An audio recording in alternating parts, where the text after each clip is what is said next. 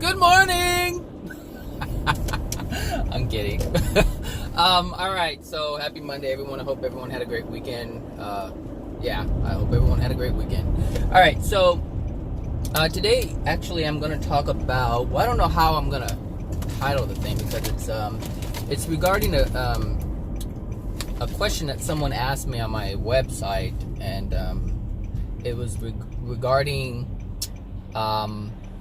my take or view, in addition to AJ and his, I guess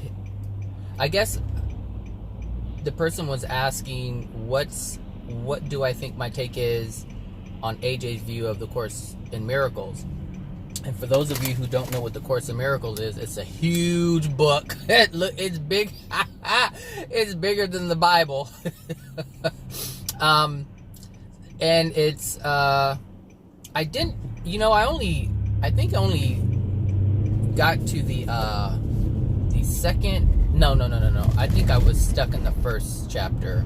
Not stuck, but I just stopped reading it. Like, something inside was like, this is lame, so I stopped reading it. But a lot of people have. And actually, as I was reading it and going through it, and well, first of all, let me tell you how I heard about that book. That book I heard from, oh gosh, what's that lady's name? Ananda? No, I'll look up her name, but she's a channel, and she claimed to be channeling Jesus, and that's how I found her, because the claim that she was making. So the channel material, I at that time believed was Jesus, and it seemed pretty logical. I was listening to it, and I was like, okay, some of the things didn't make any sense in terms of fear. That's one thing I did learn at that point, is what fear is and what it looks like, because it can be very subtle, and that part was tripping me up, because Jesus was all about love and not having any fear at all. So that part I questioned, but that's how I heard about the Course in Miracles, because someone had asked about the Course in Miracles, asked the channel what the Course in Miracles was, in the entity that was being channeled, the spirit that was being channeled, answered it, and they recommend and suggest reading the Course in Miracles. And it kind of makes sense. You have this, because the Course in Miracles is basically like, it's channeled material from Jesus, supposedly. And so it would make sense that this channel would claim or suggest this book if they're Jesus, and the book is supposedly channeled by Jesus. So it just kind of reinforces that this is the person, blah, blah, blah, blah, blah, blah, blah, blah, blah. So that's how I came to know the Course in Miracles, and I had ordered the book, but I just didn't really get into it. And so, so this person had asked me what my take on that is, and I had actually found a video of AJ responding to that question, like what his opinion is of the Course in Miracles, and did he indeed channel that material, or did he come through a channel and speak of that material? And he said no, and it was actually from a second sphere spirit, and it just kind of went into, when I was writing the response to the person who emailed me, it just touched on so many different things, and it also touched on why or how I can come to believe that AJ is who he claims to be, which is Jesus from the first century. And so when you apply what love is, when you apply what fear is, when you apply all of this knowledge that you have, you're able to determine who someone is. Like, and I had used I used myself as an example. Like, if you know me to be a certain way, and you've known me all my life, and someone claimed to be me, and the personality, the characteristic, just what this person stood for, the views was completely different, you would then question the validity of their claim. And this is so important, because when you're listening to any channeled material, you have to understand that you cannot see them. and the medium cannot see them either. So there's a lot going on in terms of believing or hanging on the words that these spirits are giving. And we're not, look, how would I say this? We're smarter than that.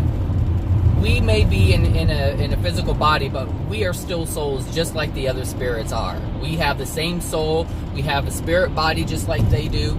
And when I say same soul, I mean we're made of the same stuff. And so we have the capacity to use discernment. This is why it's given to us, so that we can discern what is right and what is wrong. And not so much what's right and what's wrong, but what is accurate and what is truth and what isn't truth, I should just say. These things are important because this is how we prevent ourselves from getting caught up in a bunch of crap. And like, for instance, when I was first listening to Abraham, Abraham blew my mind. I never knew what law of attraction was. I didn't even know this was a law that existed. So when I found out about it and I applied it and I started looking at my life and how I was feeling back when things were happening, I could see how I created all the things that came to me, that I have experienced, both good and bad. And hold on, something's hitting me in my eye, some kind of air. So, back, like I said, when I was listening to Abraham, I was just like blown away, like, wow, this is so cool, and it was starting to assist with the release of the fear that I had from spirit. So Abraham has done a great deal, but I have to give myself credit because I was the one who was listening to the material. I was the one who questioned it. I was the one who took it upon myself to look at my past and see how it works and apply it and validate it. And sure enough, the law of attraction is true. And it's not true just because someone says it's true. It's true because I was able to look at the evidence, and the evidence was my life. So when you look at your life, you can look at the law of attraction, you can validate that, yes, it's true. My thoughts matched up to the experiences that I was having at that time. So, and also you can measure love. You can measure all the times that you were hurt and love wasn't present. Even though your parents may, I'm sorry, I kind of skipped ahead, but if you have an experience with your parents where your feelings were hurt, then now you understand that at that moment, you were being treated with actions that were unloving. Like, the responses or the actions from your parents were unloving. And anytime that you felt pain, anytime you felt like your feelings were hurt, or they hit you physically, or they made you feel shameful, or they guilted you into something, or they lied to you, all of these things made you feel a certain way. And that feeling was that feeling of being unloved, because they were not being truthful, they were not being honest, and they were simply just being unloving. And so when you look at your past, you're able to identify what love actually is, and not just take the words that your parents speak, or anybody speaks for that matter, because you could be in a domestic violence relationship, and he or she can say I love you, but turn around and hurt you all the time. So it doesn't just have to be physical. You can have the guy who is physically abusive. You can have the girl who's physically abusive. You can have a woman who's very manipulative and does things with the mind and guilts you and shames you and all these different things. And the men can do that too. But understand that every single thing can be validated. But you cannot validate it if you just accept what someone is giving you. You have to validate it for yourself. And so when I was listening to all of these channels, it's like, okay, all right, well, I was starting to understand what love is. I was understanding what fear is, because that's one thing about New Age, is they're all about pointing out what fear is. Fear is what do they say? It's been so long since I've been in that circle. Fear is something, I can't remember what it is. Like, all your pain is fear. The government wants to, instill fear, and fear is what keeps you from attracting.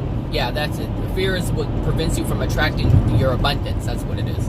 So, when you look at it from that perspective, like, I knew what fear was. They drilled that into your head. But this is kind of off track, but what New Age does not understand is that the very thing that they're trying to share with you so that you can not be in fear is the very thing that they're instilling in you, is fear. But you would have to really look at it deeply in order to understand that, and I'm not really trying to do that right now. But what I'm saying is you have to validate whatever it is that you're receiving in terms of information. And so that's what I do. I do it with Abraham. I did it with Abraham. I did it with Cryon. There's a lot of things that I question about Cryon, even though I continue to listen to Cryon. So there was always a part of me that didn't have both feet in the pool, if you will. Like one foot was always out. I was like, okay, this doesn't make sense. I can't buy it completely. And so with the Course of Miracles, it's if you read it, then you'll see that there's some things that are unloving, and you can see that there's some things that are not that are fearful, I should say, and about punishment, because there's things about punishment in there. And God has nothing to do with punishment, and Jesus had nothing to do with punishment. So hold on a second. I'm kind of distracted. I have a posture brace on. It's supposed to make you sit up straight because I slouch when I'm at work. In that chair, we have some really crazy chairs. So I just lean forward all the time. So I bought this brace to like make me sit up, and I think I put it too tight. It's distracting me. But I'm sitting straight. I know that. Indeed I am. All right. So, I thought it was important to make this video because it doesn't matter what we hear. It is always, and I do mean always, our responsibility to validate the information that we are receiving. We must validate it. And I know it's difficult for people who do not have confidence in themselves. They don't have confidence in their decision-making process. Their discernment is skewed. And this is, it's completely understandable, when you live life by the way man dictates you're supposed to live, or how you're supposed to understand things. It's when we live life based on just receiving information and going with it, we make decisions that aren't right for ourselves, because we generally make decisions that are based on other people and not on ourselves. And the problem with making decisions like that based on other people is their soul condition is different. So however they perceive things, it's based on their soul. So even in psychology, people who come up with these different theories and different modalities and different different techniques, it's all based, their discovery, their understanding is based on their soul condition and someone teaching them that way, or whatever their experience is. And so generally it's based on something else that is a result of someone else's findings, and their findings are based on someone else's findings. But it depends on where these findings are coming from. Like, are they founded on a degraded soul condition? Are they founded on not understanding how the soul operates? Because, like I've said to you before, I work in a mental health facility, and so I'm surrounded by therapists and case managers and psychiatrists, and there's one thing that I have noticed is that they don't understand. They want to control. This is what, therapy does. So not everyone, because some therapists and psychologists and psychiatrists, they want to help people release that which is ailing them emotionally. But for the most part, all they want to do is get you to live a life that is acceptable, or how man sees life to be in terms of being acceptable. It has nothing to do with the person and what they desire. It has everything to do with what man believes is the right thing to do. So we deal with mentally ill homeless population. All right, so they're homeless, they have a mental illness, but they don't understand why they have a mental illness. Like, they can see all the chemical imbalances, and they can see the behaviors, and they can label them, but they don't really understand how they come about. And a lot of these things come about from spirits. But a psychologist won't know anything about spirits because they're not taught about spirits. So this is what I'm saying. Like, it's difficult to really take the information that someone else has founded or has given to you, because you don't know where it came from or how it came about. And you can go to a therapist, a psychologist, and you can use all these different tools that they have to cope. But coping is not going to get rid of the emotional injury that's causing the way of life that you're leading. It can't. It has to be from the soul level, because you are a soul. But man sees things as them being a human being, a physical body, and that's it. And so they'll never find out like that, which is why for hundreds and thousands of years we've been on this downward spiral, because they do not understand the soul. They're looking at the effects and trying to fix everything based on the effects, and you have to look at the cause. I mean, that's just the way it works. So anyway, when you're listening to channel material, you're listening to anybody, anything. It doesn't matter what it is. You have to apply the principles that you're learning. If you've been listening to my videos, or you've been listening to AJ's videos, then you know that there are principles and universal laws out there. And once you know these, you can apply them. And then once you apply them, you can figure out so much more. And your questions aren't, like I said before in the other video, you don't ask as many questions to people. Like, you don't ask them things because you know they don't have the answers. And so the only way you're going to have the answer is applying these principles. And this is why I appreciate AJ so much, because he has learned, and not only has he learned, observed, experienced these laws, he's actually sharing them. And so, here on earth, you have to pay to get information, and he's giving it for free. Like, that's exactly what Jesus did in the first century. He gave it all away for free. And it wasn't to gloat, it wasn't to grandstand or anything like that. It was just to simply share love, because that's what love is. It's sharing freely.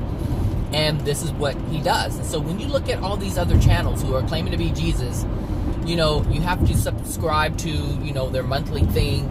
You have to give money in this, they just ask for, money. Like, if you want, for instance, if you want a private session with one of these channels to speak to Jesus or Albert Einstein, whoever they're claiming to channel, you have to pay for it. It's like this outrageous, $100 and something for 30 minutes, or $300 and something for 60 minutes. Like, it's a business.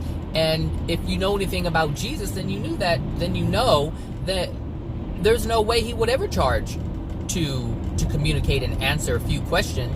And if Jesus was only was all about love, and that's all he talked about, because that's the only thing people really know him for, is being love. So if you know this is the written documentation of who he is, then it should be applied now. There shouldn't be anything different. It should always be consistent. That's what it was. So everything should be consistent. If that person is who they say they are, it should be consistent with the historical account of who that person is. His characteristics, what he stood for, all these different things. They must be consistent. How else are you going to know that's who that person is? And the thing is, people are willing to accept things that are not consistent. This is why we get burned in relationships. People don't look at the inconsistencies. It's like, oh, I love you, baby, but yet they lie to you. And like, someone can tell a little small lie, and a little small lie is no different than a big lie. It's being deceitful, it's being dishonest, and there's no trust. There's no trust. Clearly the person doesn't trust you if they feel they have to lie to you. So that means they have something going on within themselves about trust, or maybe you've done something that they haven't said. So it doesn't really matter. What's important is the consistency. Are you consistent in terms of sharing your feelings? Are you inconsistent in a relationship in terms of, being honest, or being forthcoming with things that things that are on your mind? Like, all these things really play a huge role in the relationship. But it says who the person is. Now, if someone is inconsistent, in the beginning, come on. you have to ask yourself, why are you even pursuing this person? Well, number one, it's your law of attraction, first of all, so acknowledge that.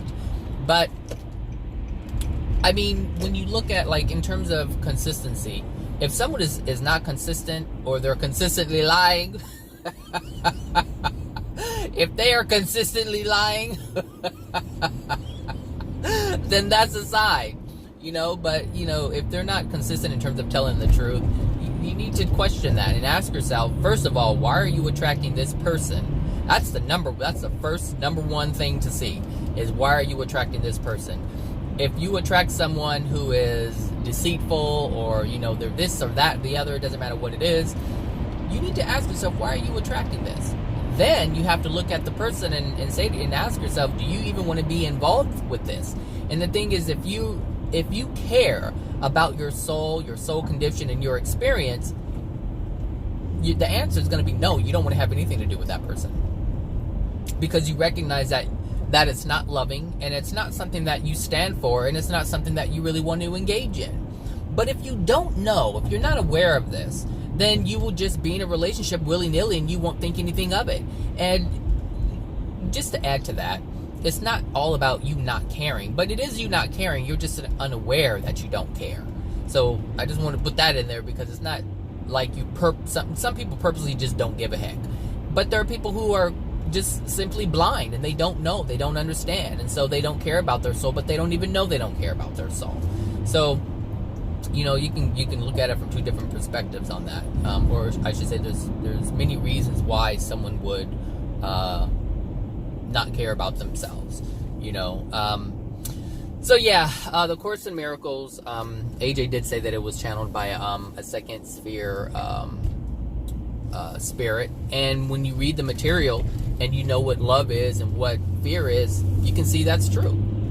But you have to know what those things are. You really have to know what love is. And for those of you who are just stumbling upon my videos or AJ's videos, I would recommend that you actually find a video about what love is from God's perspective, from the Creator's perspective, from the universe's perspective. So if you're New Age, you call it universe, fine, then call it that.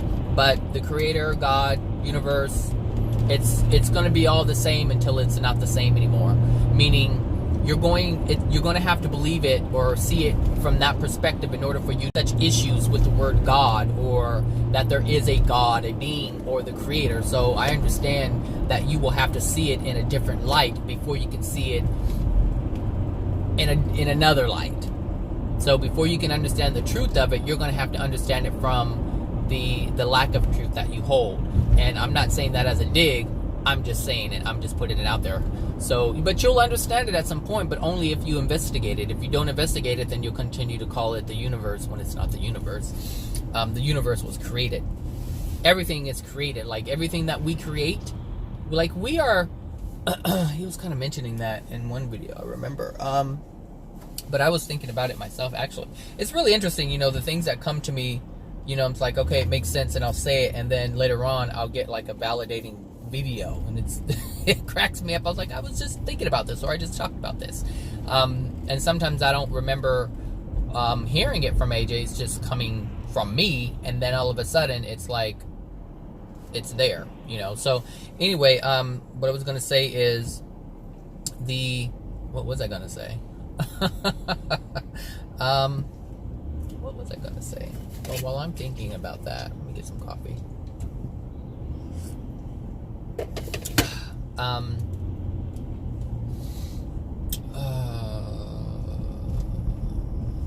Darn it. I think I waited too long.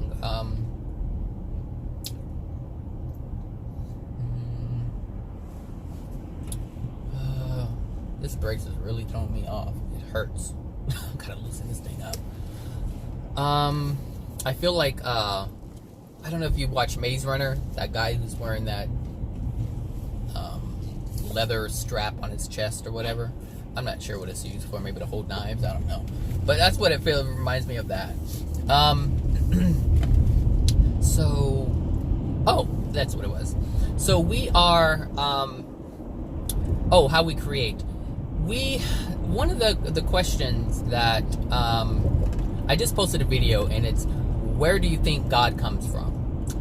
And in the answer, AJ's saying, he doesn't know. And he doesn't know if he will ever know.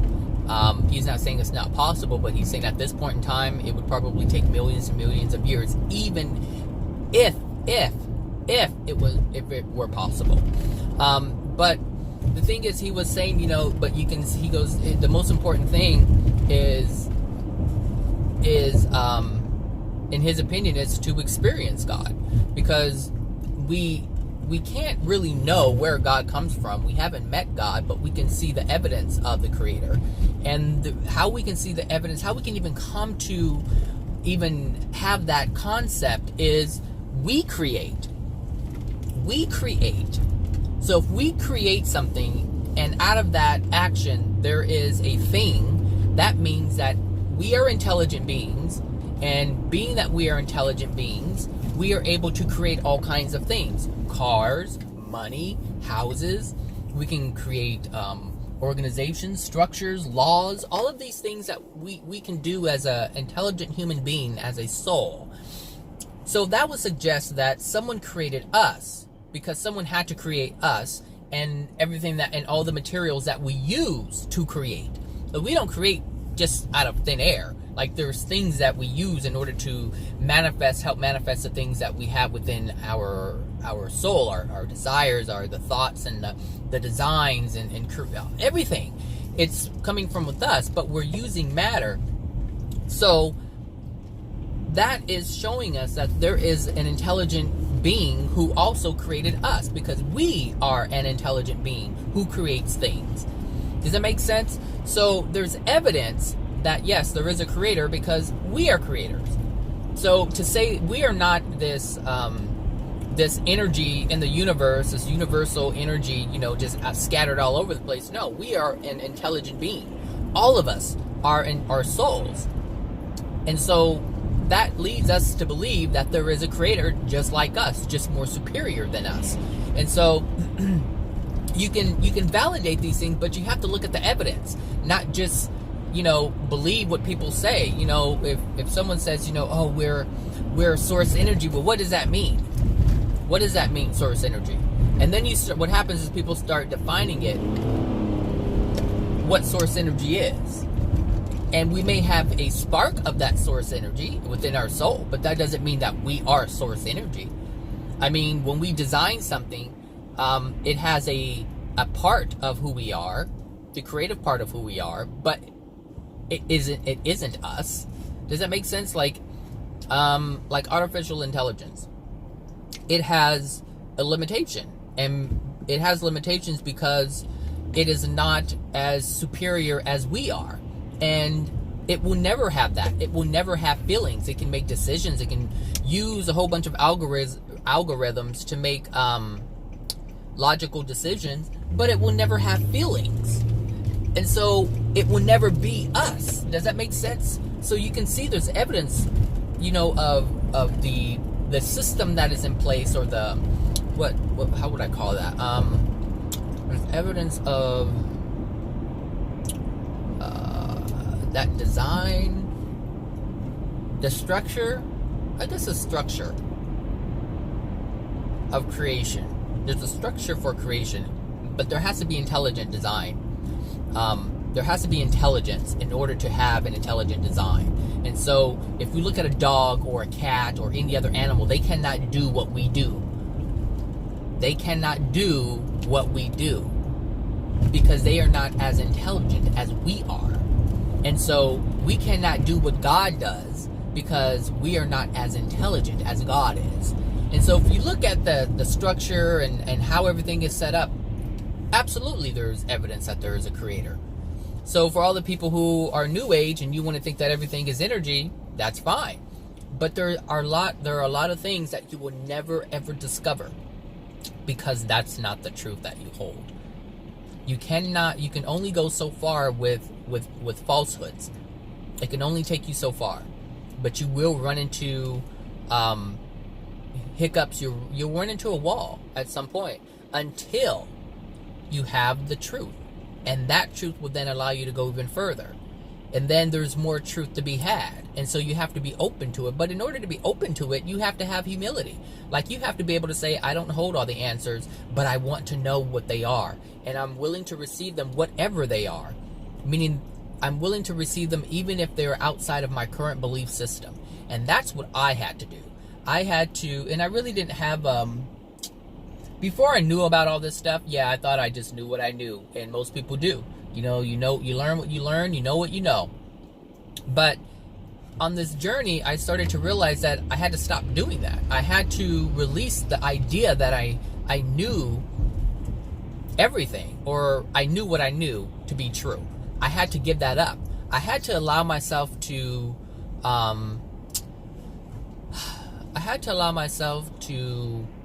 be corrected. I had to allow myself to understand I don't know, or the things that I do know are possibly wrong. And that's hard. That's hard to do, which is why people don't do it. Look, come on. God, Jesus. Oh my goodness. He's young, barely learning how to drive. So, like I said, it doesn't make any sense because there's 65-year-olds who don't know how to drive and 40-year-olds who don't know how to drive. So anyway, yeah, there's evidence all over the place, and like I was saying, humility. That's why in my intro, I have humility, and it's the door to love and truth, because it is. That's the only way you're going to find it. Not what we think it is. And even that concept is very hard for people to understand. Not what we think it to be, but what it is. Because people then ask themselves, well, how do you know if that's true? But that's because they still have it. It's that one's a difficult one, because people don't want to acknowledge, or it's difficult for, look, get off of your phone. I can see it in your glasses. Jesus. What's wrong with these people? Phones. And you have a Mustang, you might as well have a Pinto. Oh my God. Look, you can see him. I don't know if you can see him, but he just keeps turning his head looking at his stupid phone. They have to do something. They have to do something. Man has to come up with some law to prevent this from happening. So just don't take away my ability to make videos when I'm in motion. If they decide to have the phone stop working while you're in motion. Anyway, so what was I saying? It's how difficult it is to open your mind to the idea that what you know isn't true. Well, there's a lot of fear involved in that, and that's one thing. Like, people have to learn what fear is and where it comes from. This is why it's so important to learn the emotional injuries. When I was listening to Cryon, I didn't know these things,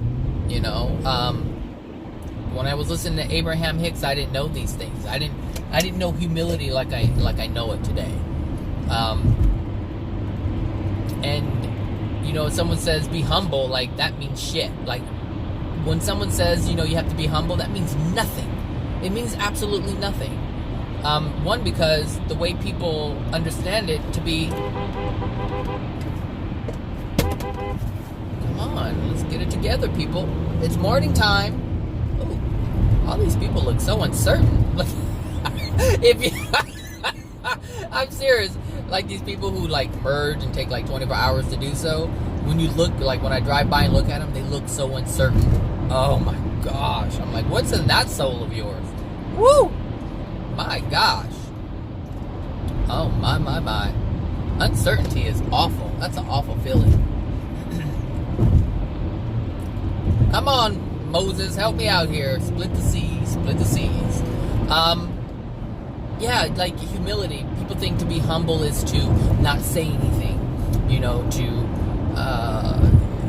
not express yourself, don't gloat, when I say, well, that's probably the wrong word to use, don't be excited about your accomplishments, be humble about it, don't go rubbing it in someone's face. Well, rubbing it in someone's face and being excited that you've accomplished something are two different things, and it has nothing to do with humility. You're supposed to be excited for your accomplishments? How else are you supposed to learn or teach yourself and you can feel good about the things that you've accomplished if you don't feel good about them? Like, when you accomplish something, you're supposed to feel good about it. You're supposed to have that feeling of joy and excitement and happiness. And you're supposed to be able to feel that. So when someone says, be humble and shut yourself down, no. This is what I'm saying. Like, you have to learn what these things are. It's something as simple as being humble. So look that up. Type in divine truth and humility or being humble. Learn these things. Trust me. When you learn the truths of what is, life is so much easier.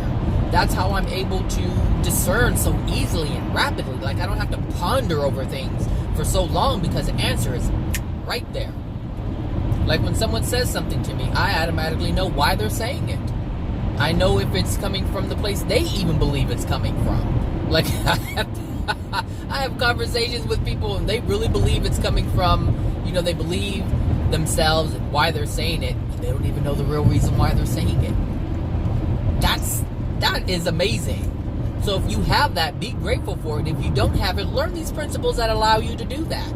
Learn the principles that will allow you to even see where you're coming from. That's the most important thing. But because we live amongst other human beings and they're all in various stages of their soul condition, then it's going to end your law of attraction. So if your law of attraction is attracting, let me say this. This is interesting. If you have a law of attraction, it is because of what's in your soul. However, if you hold truth, you can attract someone who could potentially do you harm. But if you have truth, you can stop that before it even happens and get the lesson out of it without feeling the pain. Now that is huge. So that doesn't mean, what that means is you don't have to experience the pain of the law of attraction if you hold truth. You can see it before it happens. You can see the experience, the potential experience before it happens. So you don't even have to get burned. You don't have to be cheated on. You don't have to be hit. You don't have to be emotionally abused. None of this stuff. If you can recognize it in the person before they do it. But you can only do it if you have truth. And what is rattling? You can only do it if you have truth and love within yourself to a certain degree. It has to be at least at a certain level in order for you to do that. But there's certain truths that you just, and the thing is, it's not about reaching a level. It's just about understanding truth.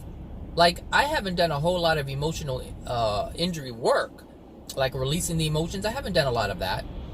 But what I have done is I have accepted truths.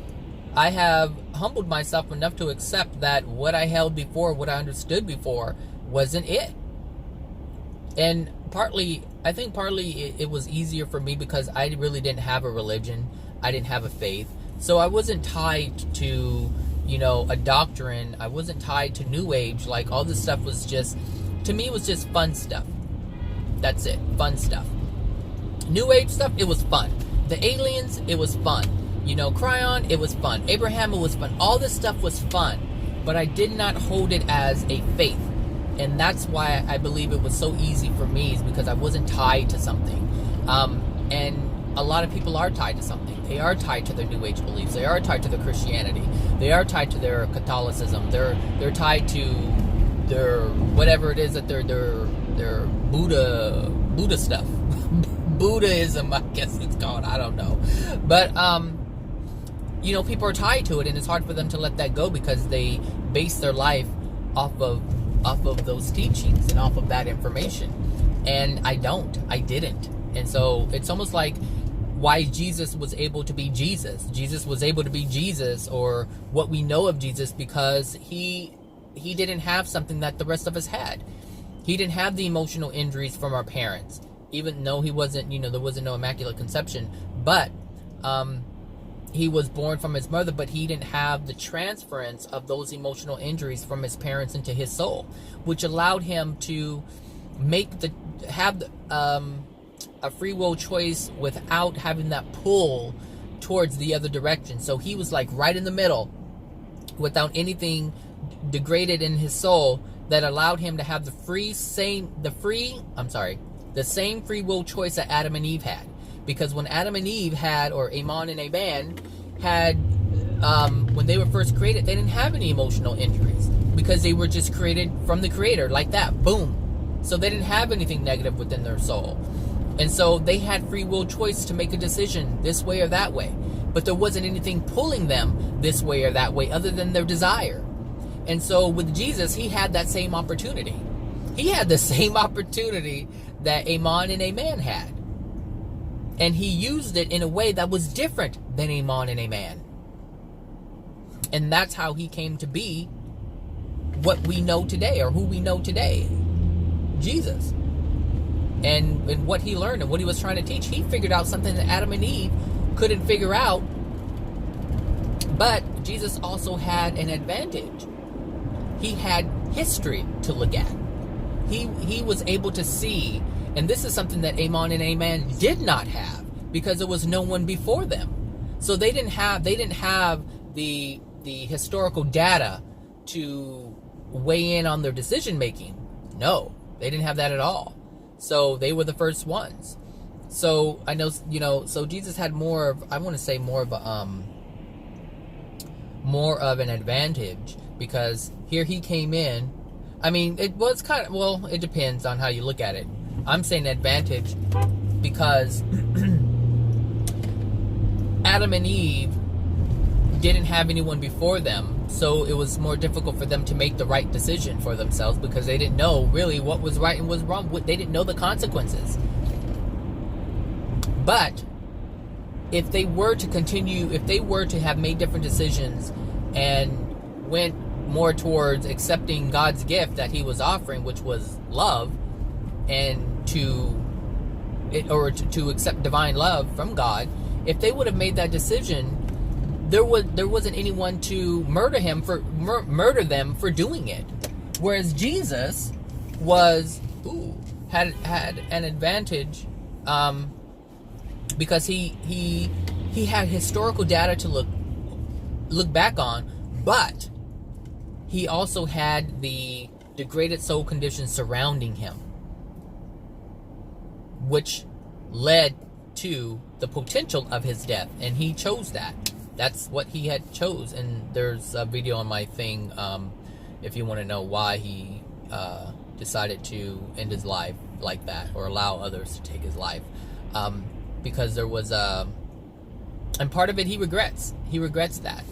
He regrets doing it the way that he did, because he hurt a lot of people in the process, but he would not budge from truth. So though he hurt people in the process, I shouldn't say regret, but he has a great deal of pain because he hurt someone, but he did it in the name of truth and love, and he would not deviate from that. But anyway, so what I'm trying to say is that we don't, when we look at the law of attraction, we don't need to experience the pain. We just need the truth that allows us to see the potential of the pain before it happens. And most people don't have the truth, therefore they experience the pain. Like karma doesn't have to be felt. It just has to be realized. It has to be recognized. And then once it's realized and recognized, then you need to use your will in order to want to release that which is causing the law of attraction to even bring that potential to you. And this is amazing. Because how most people understand the law of attraction, or the law of compensation, I should say, which is karma. The way people understand that is they have to experience the pain in order to get the lesson. And you don't. There's so many potentials I see, and I stop them before it happens. Like, I stop it. Whether it's engaging with someone who is trying to take advantage of me, or, just dealing with a liar.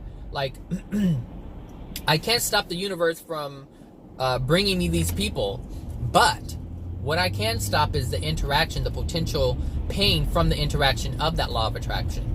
But I'm not just stopping it. I'm asking myself, what is within me? What did I see? What did I prevent that I need to see? Because what I see is what's within me. All the pain that you feel is within you. And it's the universe just trying to keep it current, if you will. It's trying to bring it to your awareness, because all we're doing for the most part is suppressing. We're pushing it down.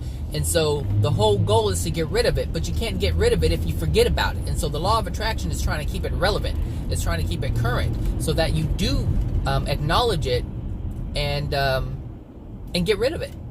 That's the whole thing. It's not for punishment. It's not to punish you and cause you pain just because. No, the pain part is like the last resort. That's the thing that we need to experience when we don't see the things we need to see. And like I said, the reason why I'm able to prevent a lot of the pain from these law of attraction events is because I'm willing to see them. I'm willing to ask. Now, I don't always understand it, but I am making an effort left and right to try to understand it. It's your intent. And so the creator knows the intent. And this is why like my law of attractions aren't so severe. They're just well, I don't think they're severe, but some people have really severe law of attraction events, and I don't have that. And like I had mentioned how I lost my remember I told you I lost my watch and the time thing. Well, it's interesting because I found my watch, and I had said that, I had my watch on the bush, when I was changing my sprinkler system, and, the next day I went to look for it and it was gone. Well, somehow it was in the middle of my yard, like just lying there in the middle of the yard. And I noticed it yesterday when I have these gladiolas, and they were getting so high, and I forgot to put stakes. So they, because gladiolas, they fall over because they're so top heavy. And so I was like, oh, there's this pink one. It was just really big and beautiful, and it was leaning over onto the bush. And I said, let me just get out. There was a stake there, but there wasn't, I need to put a zip tie on it to hold it, to bound it. And so as I'm walking, through my front yard, and I never walk in my front yard. And the way it's set up, you can't really see where this watch was. Every time I pull in with, like, in the garage or anything, you just couldn't see it. And, you couldn't even see it if you walk in the front door. Like, you just couldn't see it. So I was like, and I saw the gladiola maybe, like, I saw it leaning like maybe a week, 2 weeks ago. And I was just too lazy to do it. And I was like, I was about to leave to go get something. And as I was pulling out the driveway, I saw it leaning there. I go, Zach, just get up, get out of the car and go do it. And I got the zip tie and I walked over. And as I'm walking over, I look down and my watch is right there. Just right there in the middle of the yard. And it's like, okay, here I thought someone, took it from my house, from the bush where I left it, and thinking I'm never going to get it back, and someone just stole it. And I thought that was my law of attraction. But my law of attraction is interesting because if you really think back on the clock that I had in my bathroom that didn't work, what happened is I lost time. Like, I didn't know what time it was. It was just lost time. And, but I got it back. Remember I told you I was going to buy a new clock and da-da-da-da-da because it wasn't working when I replaced the battery. But then something told me to just, open the back of the battery, and how my computer just started working out of nowhere. Like, I lost, whatever I lost, I got back. And that's significant. Now I have to think about this even more, because even though I lost all of these things, they were just temporarily taken away. And if I look at that as being temporarily taken away, then that sheds light on a whole bunch of other things. Like, whatever I felt I lost growing up or in life, I can always get it back. That's one thing I can see from it. I can also see that, oh, that's a pretty sweet blue Cadillac right there. I've never seen that color Cadillac. That's sweet. Hold on a sec. Alright, I'm back. So, when I looked at that, I was like, okay, I can look at this a whole, like, slew of ways. But that's important for me to do, and I would hope you would do that too if you recognize something. Like someone asked me, what does the number 27 mean on my Facebook thing? And all I know is that it was a number 27, and 27 keeps popping up left and right. It's also my birth date, and also my life path. Well, it reduces down to a life path number 9, and that's my life path. And so I just figured I'd put 27 because I was recognizing that I see this all the time. That's the only reason why I did it, because it's popping up, and it was, for me, it was like acknowledging that it is popping up and that it is there. And then I noticed that it was 2 2s put together in order to make the 27. If you want to go on my Facebook page and see what I'm talking about, it's just 2 2s. One is upside down and backwards, I think, and it makes the number 7. And I'm thinking, that's interesting. And I thought to myself, why am I seeing 27? But the thing is, I'm also a twin, and so you have 2 pairs, or like 2 of the same thing, but opposite of one another. Now I have to start thinking about that. So there's just so much with this whole 27 and the reasons why things are showing up that way. So anyway, it's time for me to end this video. But yeah, I don't know what I'm going to title this, but I'm sure it'll show up. All right, everyone, have a great Monday, have a great week, and I will talk to you guys later. Bye now.